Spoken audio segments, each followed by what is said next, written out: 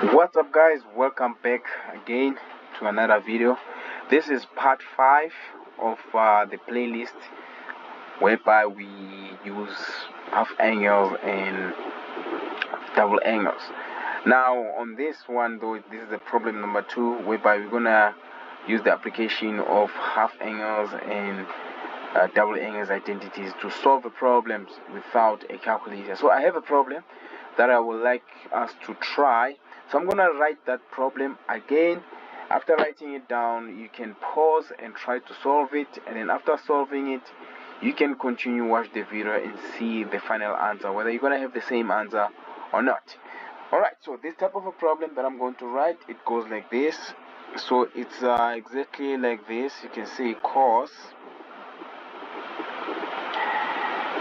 squared, then 7,5 minus sine squared 7,5. Right, if you did watch some videos whereby I was deriving double angles, which is video number 1 of this playlist, you will understand this is an identity. Let me just show you the identity I'm talking about. We have cos 2x, which is the same as cos squared x minus sine squared x. This is identity. I think I showed you guys how to do this one. If you don't remember, you can go to part 1 of this playlist and watch how we got this double angle. Now, just like our previous video, we can say the following. We can say x is the same as 7,5. So if you rewrite this, do you see, guys, that we have x minus sine squared, and we have cos squared x minus sine squared x, which looks exactly like this part here. Do you guys see? But we know that this is equaling to 2 cos is equaling to cos 2x, I mean. So we can change this and say, since that is like that, remember we just substituted x here, and then now we have x. So if we say this is the same as cos 2x, we can say that. But then we have to resubstitute again the x. We can say cos 2 multiplied by, what is our x, is 7,5, and then this is gonna give us what? This is gonna give us cos 15.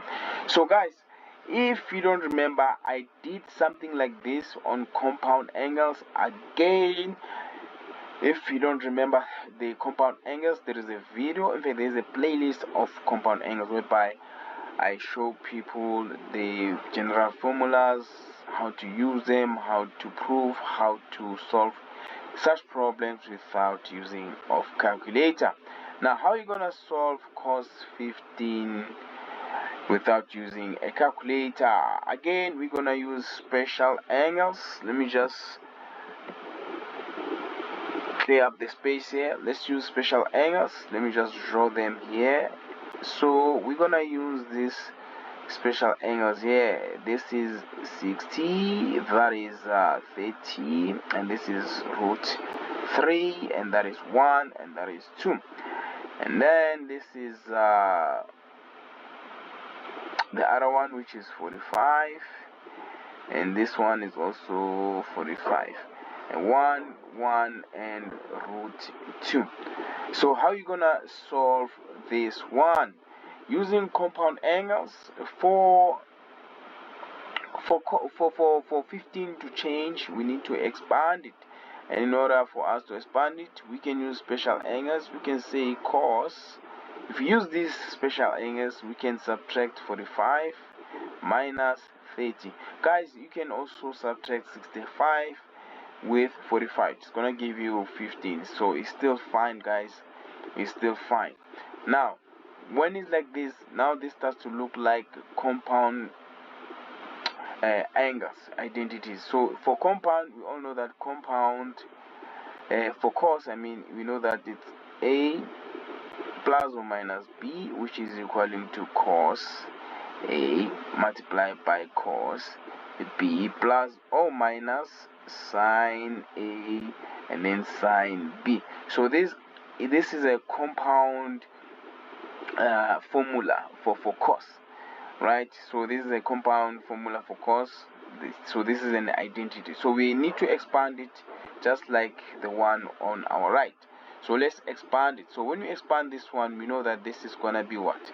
This is gonna be cos. This is gonna be cos 45 multiplied by cos 30. And then since we have negative here between 45 and 30, with cos we're gonna have positive. Remember, with cos it's vice versa. And then we are gonna have sine 45 multiplied by sine 30. So from here we look at our special angles, triangles there. What is cos 45? We know that is 1 over root 2 multiplied by what is cos 30. When you look at our right angle triangle, there is going to be root 3 divided by 2 plus, don't forget this plus there, sine 45 is going to be 1 over root 2 multiplied by sine 30. What is sine 30? Is going to be 1 over 2.